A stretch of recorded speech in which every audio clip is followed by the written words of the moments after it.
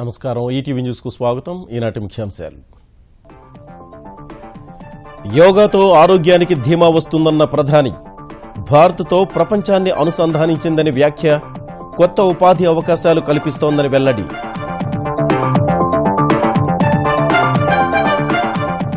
తెలుగు రాష్ట్రాల్లో శ్రద్ధాశక్తులతో యోగా దినోత్సవం జీవితంలో ఎదురయ్యే సవాళ్లన్నింటినీ అధిగమించే శక్తినిస్తుందని చంద్రబాబు ఉద్బోధ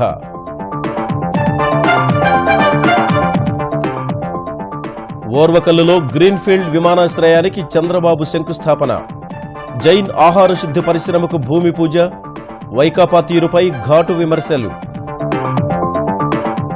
హైదరాబాద్లో విద్యుత్ పొదుపుపై దృష్టి పెట్టిన జీహెచ్ఎంసీ స్వయం సహాయక బృందాల ద్వారా ఎల్ఈడీ బల్బులు ట్యూబ్ లైట్ల విక్రయాలకు ఏర్పాట్లు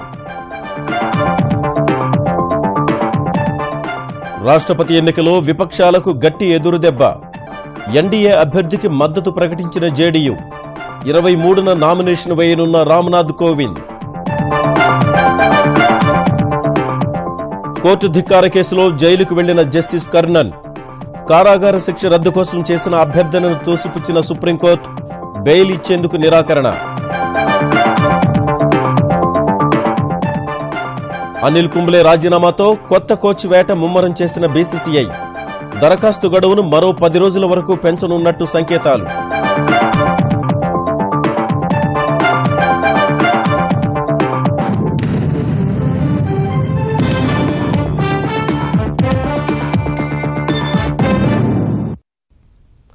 పైసా ఖర్చు లేకుండా ప్రజలకు ఆరోగ్య బీమానందించే శక్తే యోగా అని ప్రధాని మోదీ వ్యాఖ్యానించారు.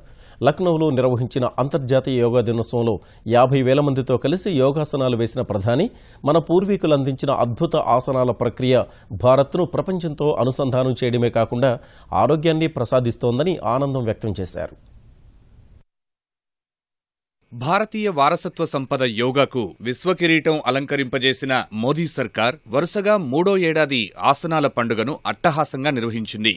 ఉత్తరప్రదేశ్ లక్నోలోని రమాబాయి అంబేడ్కర్ మైదానంలో జరిగిన కార్యక్రమానికి ప్రధాని మోదీ నేతృత్వం వహించారు.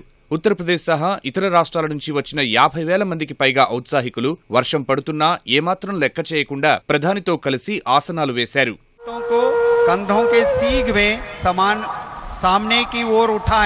Raise your arms to the level of your chest.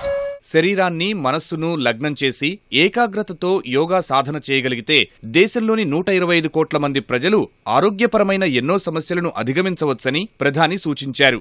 आज योग जन जन का उसके जीवन का हिस्सा बन रहा है. विश्व के अनेक देश जो न हमारी भाषा जानते हैं, न हमारी परंपरा जानते हैं, न हमारी संस्कृति से परिचित है, लेकिन योग के कारण भारत के साथ जुड़ने लगा है. योग जो शरीर, मन, बुद्धि को जोड़ता है, वो योग आज विश्व को अपने साथ जोड़ने में बहुत बड़ी अहम भूमिका अदा करा है. యోగా రంగంలో ఉపాధి కల్పనపై ప్రత్యేక శ్రద్ధ పెట్టాల్సిన అవసరముందని ప్రధాని పునరుద్ఘాటించారు. यूनाइटेड नेशंस ने जब योग को अंतर्राष्ट्रीय दिवस के रूप में स्वीकृति दी, पिछले 3 वर्ष में अनेक नई नई योगा इंस्टीट्यूट्स आज डेवलप हुई है. बहुत बड़ी मात्रा में योगा के टीचरों की मांग बढ़ी है. दुनिया के सब देशों में योगा के टीचर की मांग हो रही है. विश्व में एक नया जॉब मार्केट యోగా के द्वारा तैयार हो रहा है.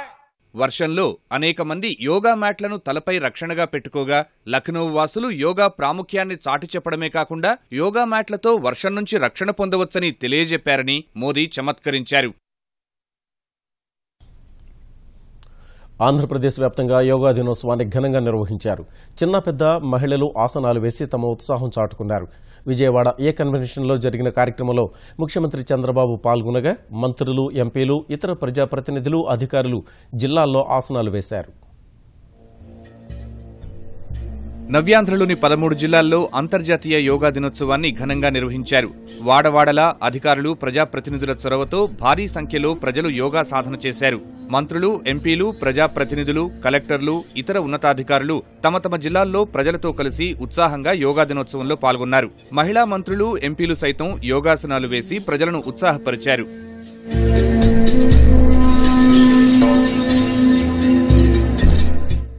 విజయవాడ ఏ కన్వెన్షన్ సెంటర్లో 68 ఏళ్ల వయసులోనూ యువతకు పోటీగా ఎలాంటి ఇబ్బంది లేకుండా ఆసనాలు వేసిన ముఖ్యమంత్రి చంద్రబాబు అందరినీ ఆశ్చర్యపరిచారు.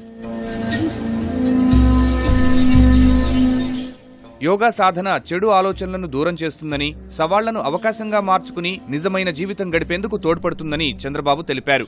యోగా వల్లే తాను చురుగ్గా పనిచేయగలుగుతున్నట్లు చెప్పారు. యోగా అనేది ఒక పెద్ద సంపద. ఈ యోగా వల్ల మనస్సు, శరీరం సమన్వయం చేసుకునే పరిస్థితి వస్తుంది. దీనివల్ల నిజమైన జీవితాన్ని గడపడానికి దోహదం చేస్తుంది. ఆత్మ, బాడీ రెండు అనుసంధానం చేస్తే ఏ వయసులో ఉన్నా మీరు ప్రాక్టీస్ చేస్తే జీవితంలో మీరు అనుకున్నది సాధిస్తారు. జీవితంలో ఎలాంటి సఫరింగ్ లేకుండా ఏదొచ్చినా సమర్థవంతంగా ఎదుర్కొనే శక్తి, సామర్థ్యం యోగా ఇస్తుంది. నెల్లూరుకు చెందిన జ్యోత్స్న అనే విద్యార్థిని వేసిన యోగాసనాలకు ముగ్ధులైన సీఎం చంద్రబాబు ఆమె ఉన్నత చదువుల కోసం 5 లక్షల రూపాయలు ఫిక్స్డ్ డిపాజిట్ చేశారు.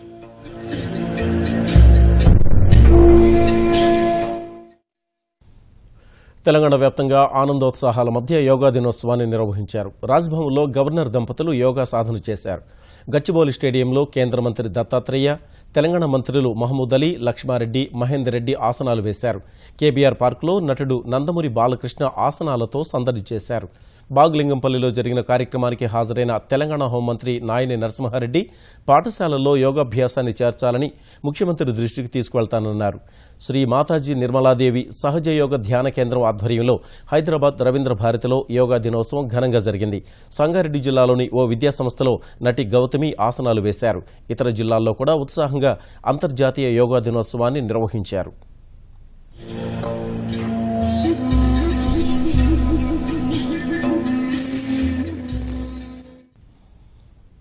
దేశవ్యాప్తంగా అన్ని రాష్ట్రాల్లో యోగా దినోత్సవాన్ని ఘనంగా నిర్వహించారు. చిన్న పెద్ద తేడా లేకుండా ఆసనాలు వేశారు.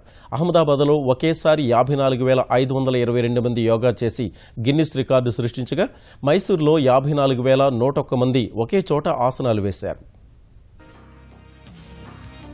3వ అంతర్జాతీయ యోగా దినోత్సవాన్ని కేంద్ర రాష్ట్ర ప్రభుత్వాలు దేశవ్యాప్తంగా ఘనంగా నిర్వహించాయి. రాష్ట్రపతి భవన్లో యోగా దినోత్సవాన్ని ప్రారంభించిన ప్రణబ్ ముఖర్జీ శారీరక, మానసిక ఆరోగ్యానికి యోగా పరిపూర్ణ మార్గమని అన్నారు. ఢిల్లీ సహా వేర్వేరు రాష్ట్రాల్లో నిర్వహించిన యోగా ఉత్సవాలకు కేంద్ర మంత్రులు, వేర్వేరు రాష్ట్రాల గవర్నర్లు, ముఖ్యమంత్రులు హాజరై ప్రజలతో కలిసి ఆసనాలు వేశారు. ఢిల్లీ కన్నాట్ ప్లేస్ లో ఎన్డీఏ రాష్ట్రపతి అభ్యర్థి రామ్నాథ్ కోవింద్, కేంద్ర మంత్రులు వెంకయ్యనాయుడు, విజయ్ గోయల్, ఢిల్లీ ముఖ్యమంత్రి అరవింద్ కేజ్రీవాల్ సహా ఇతర ప్రముఖులు యోగాసనాలు వేశారు.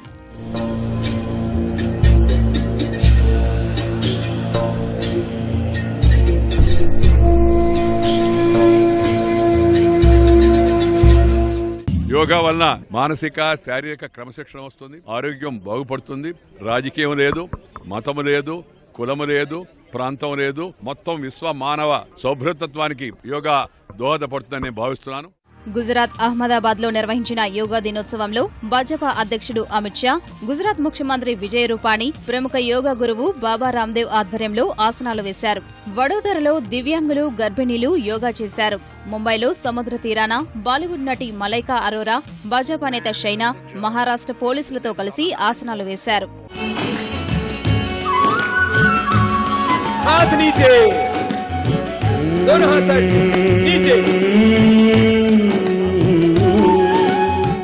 బెంగళూరులో సామాజిక ఉద్యమకారుడు అన్నా హజారే, కేంద్ర మంత్రి అనంత్ కుమార్, యోగా గురువుల్లో అతిపెద్ద వయస్కురాలైన తావో పోర్చోన్ లించ్, భారత్లో అతిపెద్ద వయస్కురాలైన అమ్మ నానమ్మల్ ఆసనాలు వేశారు.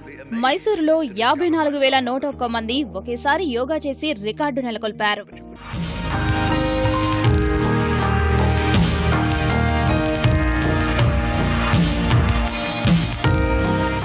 దేశంలోని వేర్వేరు భద్రతా దళాలకు చెందిన సిబ్బంది భూమి, సముద్రం అన్న తేడా లేకుండా ఎక్కడికక్కడ యోగా చేశారు. జమ్మూ కశ్మీర్ లదాఖ్లో 17,764 అడుగుల ఎత్తులో హిమాలయాలపై ఐటీబీపీ సిబ్బంది యోగాసనాలు వేస్తే, నౌకాదళ సిబ్బంది యుద్ధనౌక ఐఎన్ఎస్ విక్రమాదిత్యపై యోగా దినోత్సవాన్ని నిర్వహించారు.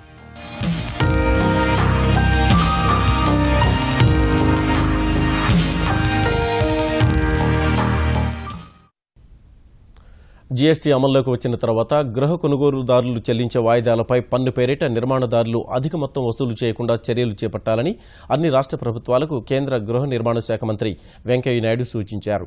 జీఎస్టీకి సంబంధించి ఇళ్ల కొనుగోలుదారులు వ్యక్తం చేస్తున్న ఆందోళనల్ని ప్రస్తావిస్తూ అన్ని రాష్ట్రాల ముఖ్యమంత్రులకు ఆయన ఈ మేరకు లేఖలు రాశారు.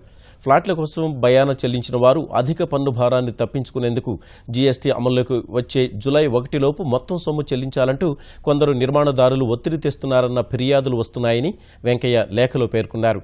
ఇలాంటివి జీఎస్టీ చట్టానికి విరుద్దమన్న ఆయన కొత్త విధానం అమలుతో పన్నుల భారం తగ్గుతుందని రెవెన్యూ శాఖ ఇప్పటికే చెప్పిందని గుర్తు చేశారు. అందుకనుగుణంగా జీఎస్టీ అమలుతో కలిగే లబ్ధిని కొనుగోలుదారులకు నిర్మాణదారులు అందిస్తారని ఆశిస్తున్నట్లు వెంకయ్య చెప్పారు. రాష్ట్రపతి ఎన్నికల్లో ఉమ్మడి అభ్యర్థిని బరిలోకి దింపాలన్న కాంగ్రెస్ నేతృత్వంలోని విపక్షాల కూటమికి గట్టి ఎదురుదెబ్బ తగిలింది.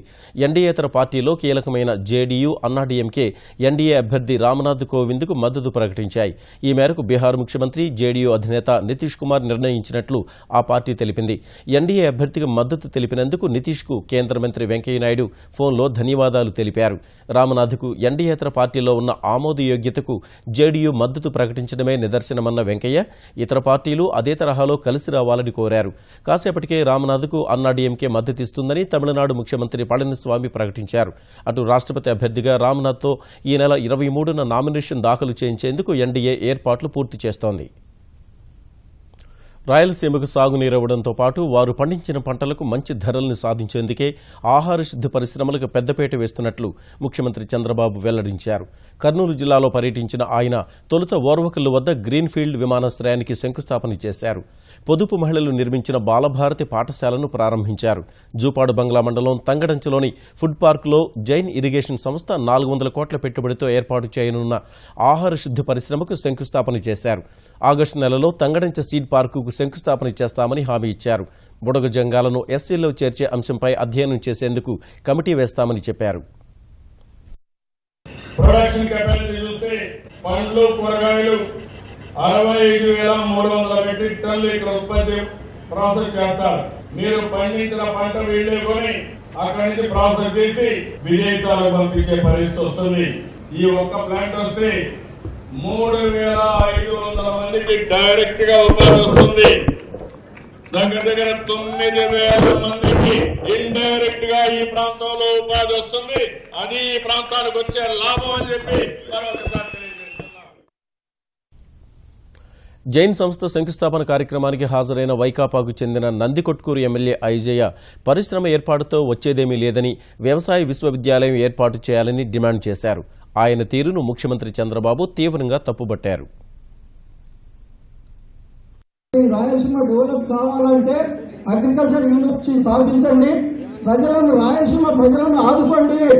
నేనైతే ఈ జైన్ ఇరిగేషన్ ప్రాజెక్టులను కూడా అడుగుతున్నాయా, మీరు ఏం చేయబోతున్నారు? మీ ఇష్టం వచ్చినట్టు మీరు తీసుకొని పోతే కనుక ఇప్పుడున్న ప్రజలకు ఏమర్థమవుతుంది? నాకేమి జైన్ నా బంధువేం కాదు, కానీ ఇలాంటి ఎమ్మెల్యేలు ఉంటే ప్రాంతమే అభివృద్ధి కాదు. ఆ విషయం మనం గుర్తుపెట్టుకోవాల్సిన అవసరం ఉంది. వాళ్ళకు ఉద్యోగం కావాలి, మీకు రాజకీయం కావాలి. ఆ రాజకీయాలు వదిలేరండి. మీకు మంచి కావాలా లేదా? మంచి కావాలనుకుని గట్టిగా చెప్పండి, ఒకటి ఎమ్మెల్యే గారు చెప్పండి. అదే వాళ్ళ పబ్లిక్ సెంటిమెంట్. నేను ఏం చేయాలో డెవలప్మెంట్ చేసి చూపిస్తా. మీరు మధ్య పెట్టే మాటలు పెట్టి ఇంటికి మీరు చెప్తాను కావాలంటే 4 రోజుల తర్వాత మీరు ఈ ప్రాంతంలోనే దెబ్బతినే పరిస్థితి వస్తుంది. హైదరాబాద్లో 50% విద్యుత్ ఆదా చేసేందుకు ఇంటింటికి ఎల్ఈడీ బల్బులు, ఎల్ఈడీ ట్యూబ్ లైట్లు ఏర్పాటు చేసే కార్యక్రమానికి జీహెచ్ఎంసీ శ్రీకారం చుట్టింది. రాయితీపై ఎల్ఈడీ బల్బులు, ట్యూబ్ లైట్లు, 5 స్టార్ ఫ్యాన్లు విక్రయించే బాధ్యతను స్వయం సహాయక బృందాలకు అప్పగించింది. ఈ మేరకు స్వయం సహాయక బృందాలు కేంద్ర ప్రభుత్వ ఉజ్వల పథకం కింద ఈఎస్ఎల్ సంస్థతో బల్దియా ఒప్పందం కుదుర్చుకుంది. హైదరాబాద్లో మహానగరంలోని 25 లక్షల ఆవాసాల్లో 1 కోటి బల్బులు విక్రయించి రికార్డు సృష్టించాలని జీహెచ్ఎంసీ అధికారులు స్వయం సహాయక బృందాలను కోరారు. ఒక్కో ఎల్ఈడీ బల్బు విక్రయానికి 10, ట్యూబ్ లైట్కు 12, ఫ్యాన్కు ₹102 చొప్పున స్వయం సహాయక బృందాలకు జీహెచ్ఎంసీ కమిషన్ చెల్లించనుంది. 80,000 మంది ముస్లిం యువతులకు దుల్హన్ పథకం కింద వివాహాలు జరిపిస్తామని ముఖ్యమంత్రి చంద్రబాబు ప్రకటించారు. కర్నూలు జిల్లా నంద్యాలలో జరిగిన ఇఫ్తార్ విందులో పాల్గొన్న ఆయన స్థానికంగా బాలికల కోసం రెసిడెన్షియల్ పాఠశాల ఏర్పాటు చేస్తామని హామీ ఇచ్చారు. అమరావతి, కడప, కర్నూలులో హౌజులు నిర్మిస్తామని పునరుద్ఘాటించారు. భూమా నాగిరెడ్డి మరణంతో ఖాళీ అయిన నంద్యాల స్థానానికి తెదేపా అభ్యర్థిగా బ్రహ్మానందరెడ్డిని ఆశీర్వదించాలని కోరారు. ఇక్కడ భూమా నాగిరెడ్డి గారు చనిపోయారు. ఆ సీటు ఖాళీ అయింది. రాబోయే 1.5 సంవత్సరాలే దీని కాల పరిమితి. కూడా అన్ని రాజకీయ పార్టీలు కూడా అప్పీల్ చేశాం. ఎవరైనా చనిపోతే ఆ కుటుంబానికే మనం ఆ సీటు వదిలిపెడతామని అందరూ కూడా కన్సిడర్ చేయమని ఒక అప్పీల్ కూడా చేశాను. ఇంకా ఆ పార్టీల నుంచి స్పందన రావాల్సిన అవసరం ఉంది. అభివృద్ధిలో నేను మీకు అండగా ఉంటాను. నాకు కావాల్సింది మీ యొక్క ఆశీస్సులు కావాలి, సహకారం కావాలి. సిరిసిల్ల నేతన్నలు ఆత్మగౌరవంతో బతికే విధంగా తమ ప్రభుత్వం కృషి చేస్తోందని తెలంగాణ చేనేత జౌళి శాఖ మంత్రి కేటీఆర్ తెలిపారు. రాజన్న సిరిసిల్ల జిల్లాలో పలు అభివృద్ది పనులకు శంకుస్థాపన చేసిన ఆయన రాష్ట్రంలో సిరిసిల్ల నియోజకవర్గాన్ని అగ్రభాగాన్ని నిలపడం తన ప్రధాన కర్తవ్యమని చెప్పారు. స్వచ్ఛ సిరిసిల్ల 3 ఏళ్ల ప్రణాళికను ఆవిష్కరించిన మంత్రి తడి పొడి చెత్తబుట్టల్ని పంపిణీ చేశారు. సిరిసిల్ల పట్టణంలో ఉండే నేతన్నలందరికీ కూడా ఏ చీరల ఆర్డర్ ఉన్నా, ఏ బట్టల ఆర్డర్ ఉన్నా, స్కూల్ యూనిఫామ్లు గాని, అదే రకంగా బతుకమ్మ చీరలు గాని, కేసీఆర్ కిట్ ద్వారా వచ్చింది గాని, ప్రతి ఆర్డర్ కూడా సిరిసిల్లలో నేతన్నలను కాపాడాలి, వాళ్ళకి ఖచ్చితంగా నెలకు 15,000 తగ్గకుండా వాళ్ళకి జీతం రావాలి నెలకు అని చెప్పి ముఖ్యమంత్రి గారు ఏదైతే చెప్పినో దానికి అనుగుణంగానే దగ్గర ఇప్పటికే 200 కోట్ల పైసలకు రూపాయల ఆర్డర్ను సిరిసిల్లలోని నేతన్నలకు ఇక్కడనే ఇవ్వడం జరిగింది. తద్వారా వాళ్ళందరికీ కూడా కూలీ నెలకు 15,000 తగ్గకుండా ఇచ్చే ప్రయత్నం ఒకటి కూడా చేస్తున్నాం. అటవీశాఖలో 1857 ఉద్యోగాల భర్తీకి తెలంగాణ ప్రభుత్వం అనుమతినిచ్చింది. అటవీశాఖలో ఖాళీగా ఉన్న 1857 ఫారెస్ట్ బీట్ ఆఫీసర్ పోస్టుల భర్తీకి అనుమతిస్తూ తెలంగాణ ఆర్థిక శాఖ ఉత్తర్వులు జారీ చేసింది. ఆయా ఉద్యోగాలను పబ్లిక్ సర్వీస్ కమిషన్ ద్వారా భర్తీ చేస్తారు. పోస్టులు, ఖాళీలకు సంబంధించిన సమాచారం, అర్హతల వివరాలు తీసుకున్న తర్వాత నియామక ప్రక్రియపై నోటిఫికేషన్ జారీ చేయాలని పబ్లిక్ సర్వీస్ కమిషన్ కార్యదర్శికి ప్రభుత్వం స్పష్టం చేసింది. మహబూబ్నగర్ జిల్లా కోయిల్ సాగర్ ఎత్తిపోతల పథకంలో భాగంగా చిన్న చింతకుంట్లలోని ఉందియాల పంప్ హౌజ్ నుంచి పర్దీపూర్ రిజర్వాయర్కు నీటిని విడుదల చేశారు. పంపింగ్ ప్రారంభించిన తెలంగాణ వైద్య ఆరోగ్య శాఖ మంత్రి లక్ష్మారెడ్డి జోరాల ప్రాజెక్టు చరిత్రలోనే జూన్ నెలలో నీటిని ఎత్తిపోయడం తొలిసారని తెలిపారు. జోరాల జలాశయం బ్యాక్ వాటర్ నుంచి ఒక్కో మోటార్ ద్వారా 315 క్యూసెక్కుల నీటిని పర్దీపూర్కు ఎత్తిపోస్తున్నారు. అక్కడి నుంచి కోయిల్ సాగర్ జలాశయానికి నీటిని పంపనున్నారు. ఎగువ ప్రాంతాల్లో వర్షాలు భారీగా కురుస్తుండగా జోరాల ప్రాజెక్టుకు వరద నీరు వచ్చి చేరుతోంది. ప్రాజెక్టు పూర్తిస్థాయి నీటి మట్టం 318 అడుగులు కాగా ప్రస్తుత నీటి మట్టం 316 అడుగులుగా ఉంది. బ్యూటీషియన్ శిరీష్ ఆత్మహత్య కేసులో నిందితులు రాజు, శ్రవణ్లను కస్టడీకి ఇవ్వాలని కోరుతూ బంజారాహిల్స్ పోలీసులు నాంపల్లి కోర్టులో పిటిషన్ దాఖలు చేశారు. ఇద్దరు నిందితుల్ని 5 రోజులు కస్టడీకి ఇవ్వాలని పోలీసులు వేసిన పిటిషన్ ఎల్లుండి విచారణకు రానుంది. ఈ నెల 12 రాత్రి కుకునూరుపల్లిలో శిరీష, రాజు, శ్రవణ్, ఎస్ఐ ప్రభాకర్ రెడ్డి మద్యం సేవించగా శిరీషతో ప్రభాకర్ రెడ్డి అసభ్యంగా ప్రవర్తించినట్టు ఇదివరకే పోలీసులు వెల్లడించారు. శిరీష్కు సంబంధించిన రక్తపు మరకలు, దుస్తులు, సెల్ ఫోన్ను ఫోరెన్సిక్ ల్యాబ్కు పంపిన పోలీసులు శిరీష్పై ప్రభాకర్ రెడ్డి అత్యాచారం చేశాడా లేక అలాంటి ప్రయత్నం చేశాడా తెలుసుకోవడానికే నిందితులు కస్టడీ కోరుతున్నట్లు తెలిపారు.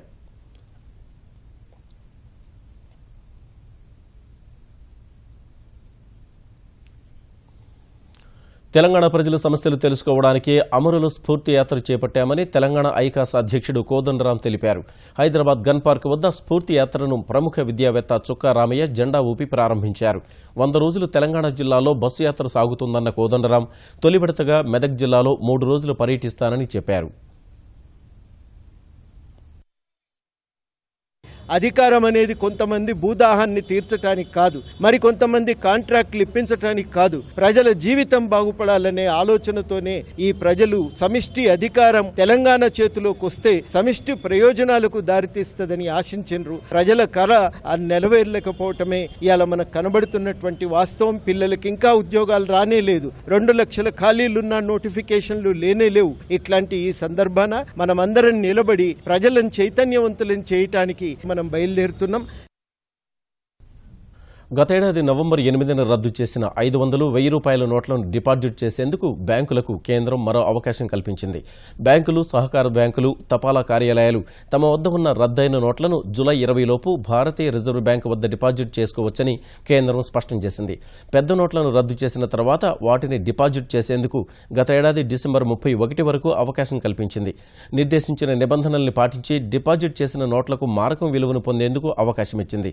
ఆ గడువులోపు పాత నోట్లు డిపాజిట్ చేయలేకపోయిన బ్యాంకులు, తపాలా కార్యాలయాలు చేసిన విజ్ఞప్తి మేరకు కేంద్రం మరో అవకాశం కల్పించింది. అయితే తొలి విడత ఎందుకు డిపాజిట్ చేయలేకపోయారో తగిన కారణాలు చూపాల్సి ఉంటుందని కేంద్రం సూచించింది. సుప్రీంకోర్టు న్యాయమూర్తులపై విమర్శలు చేసినందుకు కోర్టు ధిక్కార కేసులో 6 నెలలు శిక్ష పడ్డ కలకత్తా హైకోర్టు మాజీ న్యాయమూర్తి జస్టిస్ కర్ణన్ తీర్పు వెలువడ్డ నెల రోజుల తర్వాత జైలుకెళ్లారు. తమిళనాడులోని కోయంబత్తూరులో మంగళవారం జస్టిస్ కర్ణన్ను అరెస్టు చేసిన బంగాల్ సిఐడి అధికారులు ఇవాళ కోల్కతాలోని ప్రెసిడెన్సీ జైలుకు తరలించారు. కొద్ది గంటలకే ఛాతీ నొప్పి వస్తుందని జస్టిస్ కర్ణన్ చెప్పగా వైద్య పరీక్షల కోసం జైలు అధికారులు ఆయన్ను ఆసుపత్రికి తీసుకెళ్లారు. అంతకుముందు జస్టిస్ కర్ణన్కు సుప్రీంకోర్టులో ఎదురుదెబ్బ తగిలింది. తనకు విధించిన 6 నెలల జైలు శిక్షను రద్దు చేయడం సహా బెయిల్ కోసం జస్టిస్ కర్ణన్ చేసిన అభ్యర్థనను 2 సభ్యుల సుప్రీంకోర్టు ధర్మాసనం తోసిపుచ్చింది.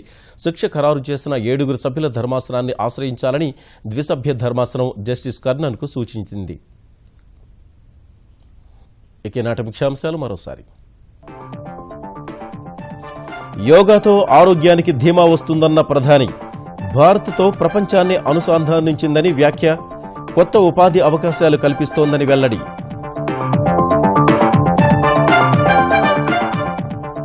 తెలుగు రాష్ట్రాల్లో శ్రద్ధాశక్తులతో యోగా దినోత్సవం, జీవితంలో ఎదురయ్యే సవాళ్లన్నింటినీ అధిగమించే శక్తినిస్తుందని చంద్రబాబు ఉద్బోధ.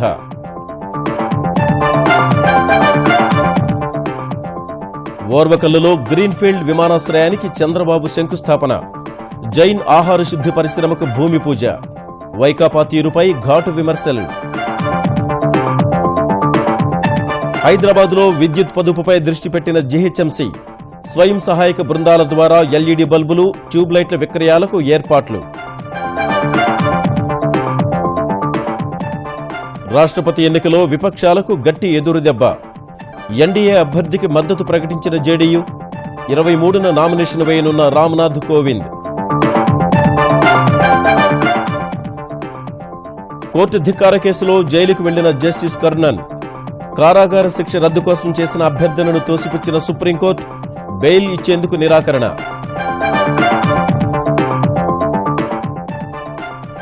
అనిల్ కుంబ్లే రాజీనామాతో కొత్త కోచ్ వేట ముమ్మరం చేసిన బీసీసీఐ, దరఖాస్తు గడువును మరో 10 రోజుల వరకు పెంచనున్నట్టు సంకేతాలు.